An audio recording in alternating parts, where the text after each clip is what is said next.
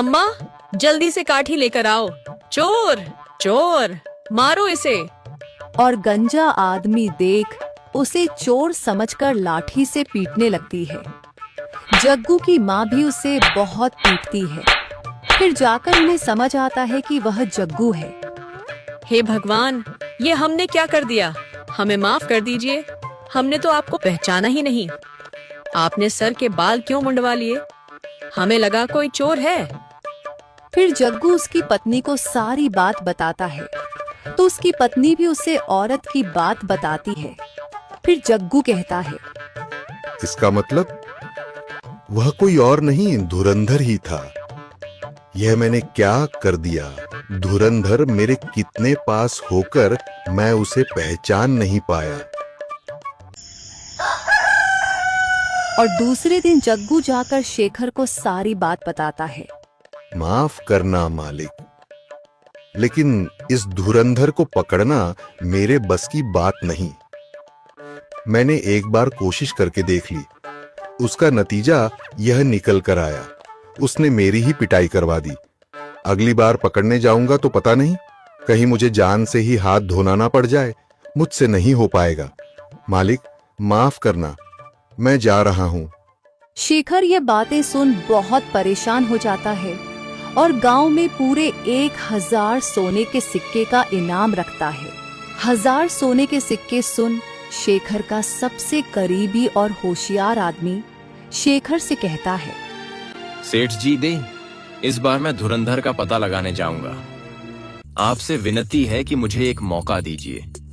वह धुरंधर अपने आप को बहुत होशियार समझता है ना। मैंने भी उसकी सारी होशियारी धरी की धरी ना रहने दी तो मेरा भी नाम होशियार चंद नहीं। ठीक है होशियार चंद, मुझे तुम पर पूरा यकीन है। हमारे पूरे गांव में सबसे ज्यादा होशियार तो तुम ही हो, इसीलिए तो तुम हमारे सबसे करीब हो और सबसे भरोसेमंद आदमी हो।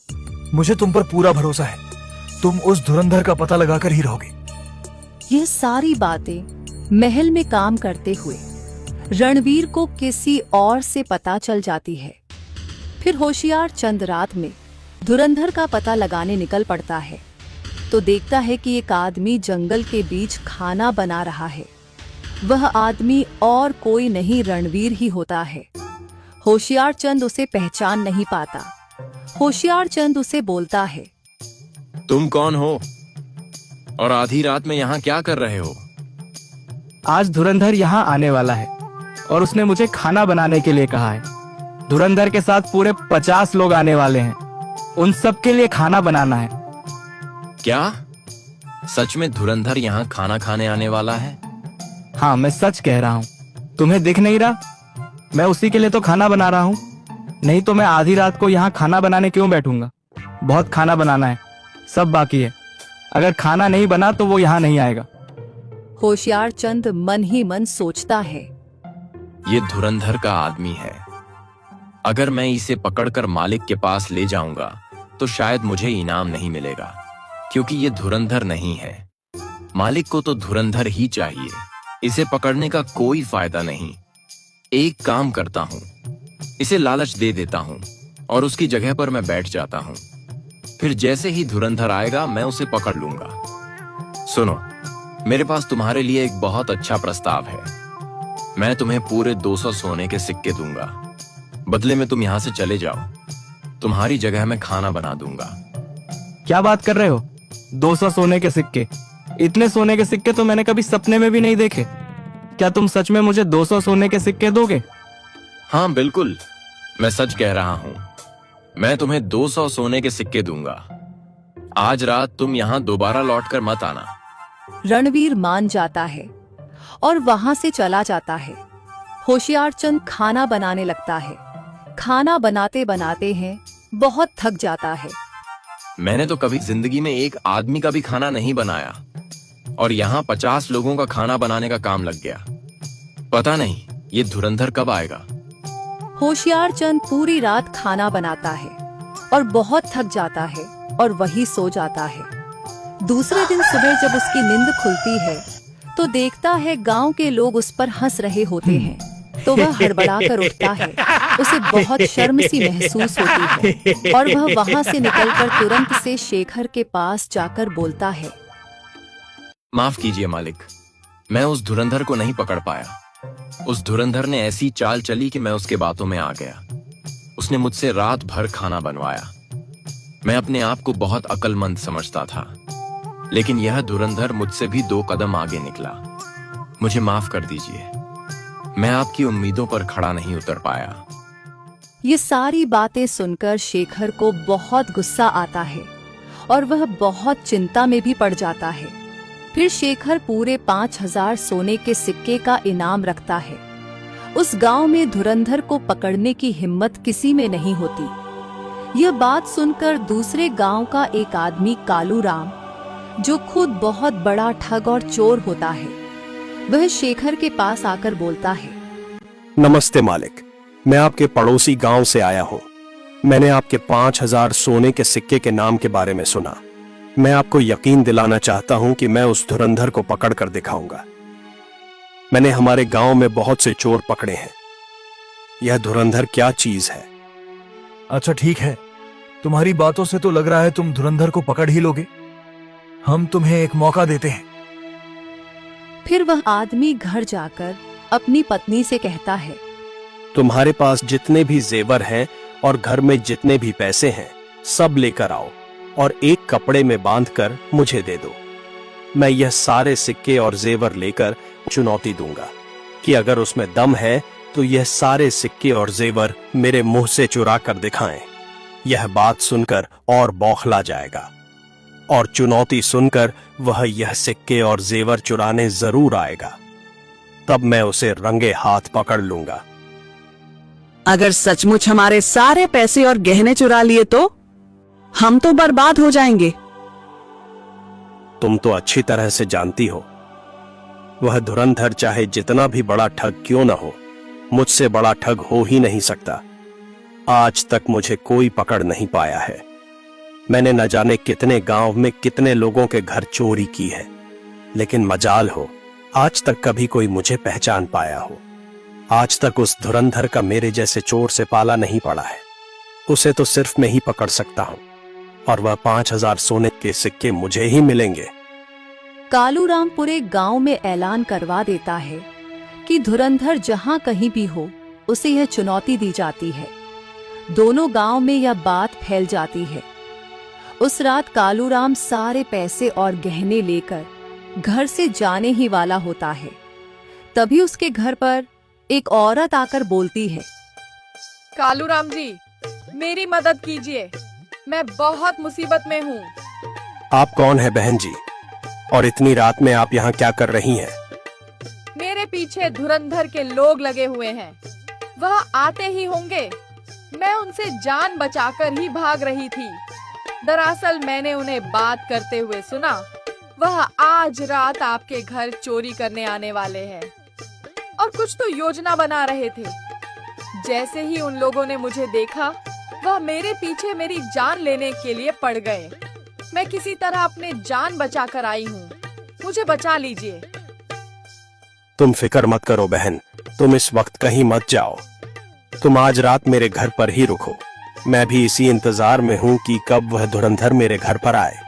मैं तो यही चाहता हूँ कि वह यहाँ आए और तुम्हारे पीछे पीछे उसके लोग भी यहाँ तक आते ही होंगे। तुम यहीं रुको। फिर वह औरत वहीं रुक जाती है। कालूराम रात भर जाग कर धुरंधर का इंतजार करता है, लेकिन धुरंधर नहीं आता। फिर कालूराम बैठे बैठे ही सो जाता है। उसे नींद लग जाती है और सुबह जल्दी उठकर वह औरत वहां से चली जाती है। जब कालूराम और उसकी पत्नी उठकर देखते हैं, तब वह औरत वहां नहीं होती। और तो और सारे सोने के जेवरात और पैसे गायब होते हैं। दोनों बहुत परेशान हो जाते हैं। इसका मतलब हम उस धुरंधर की चाल में फंस गए।